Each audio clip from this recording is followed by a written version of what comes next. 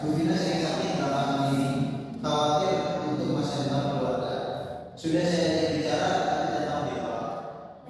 Fariza sebagai anak apa pendapatnya? Saya sangat kecewa Bapak ya, karena itu telah bersama kami. Kalau ini siapa yang akan mengurus? Kami anak-anak bisa bantu, tapi jangan ada istri. Lebih baik perbaiki dulu komunikasinya. Terima kasih. Jadi dari penjelasan ini saya catat, Bu Vina ingin komunikasi keluarga lebih baik dan doa berkali langsung. Pak Akmal ingin isi dengan janji adil, dan Fariza khawatir dampak ke ibu dan anak-anaknya. Semua ini rumah tangganya harmonis. Sekarang mari kita identifikasi masalah utama. Yang pertama adalah komunikasi sebelum pengajuan. Yang kedua kekhawatiran anak, pertanggungan diri dan dampak ke anak. Yang ketiga status gizi poligami. Mari mau dibahas dulu. Dari saya, memang baik dan komunikasi keluarga berdua, baru harta, lanjut terakhir izin poligami. Setuju dari semua pihak ya? Baik, mulai dari komunikasi. Bu Vina bagaimana usulannya?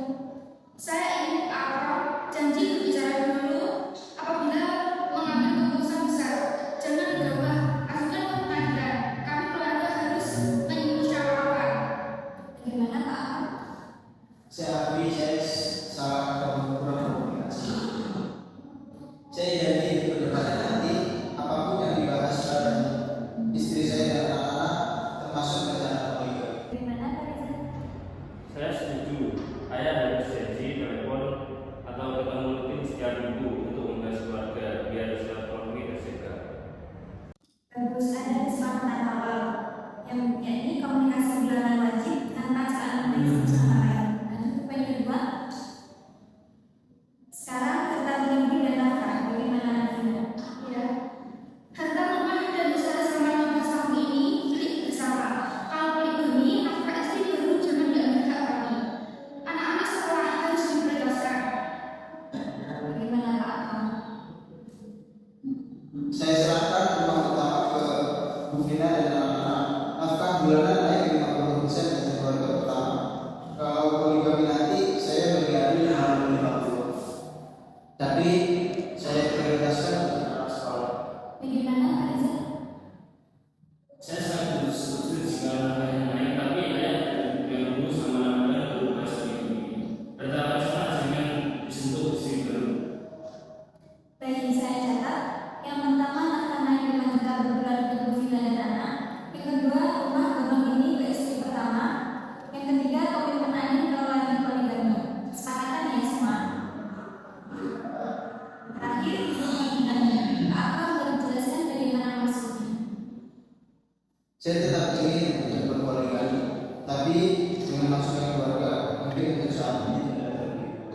Gimana Bu Vina? Saya Pak Akmal sekarang. Kalau nafkah akan 6 bulan dan komunikasi baik, baru dipertimbangkan.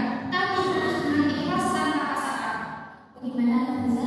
Saya mengikuti bisnis dan ayah evaluasi dulu kondisi keluarga. Kalau gagal satu pertemuan. Baik, saya melihat tingkat baik di sini. Usulannya, tunda izin poligami 6 bulan, evaluasi nafkah dan komunikasi. Kalau berhasil, ajukan ulang dengan persetujuan istri. Kalau tidak, cabut perkara ini sesuai prinsip mediasi poligami di pengadilan agama. Sepakat? Sempurna. Sekarang soal klausul kesepakatan. Kalau dicabut gugatan, hanya ikat para pihak. Kalau akta perdamaian di majelis hakim bisa dieksekusi langsung kalau lawan kasasi.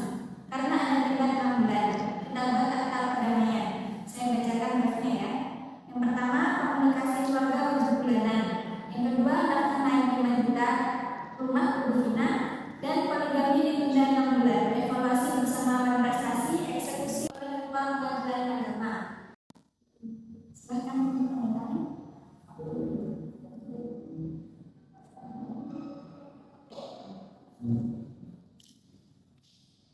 Mediasi ini berhasil sebagian. Kesepakatan tercapai soal komunikasi nafkah serta poligami ditunda.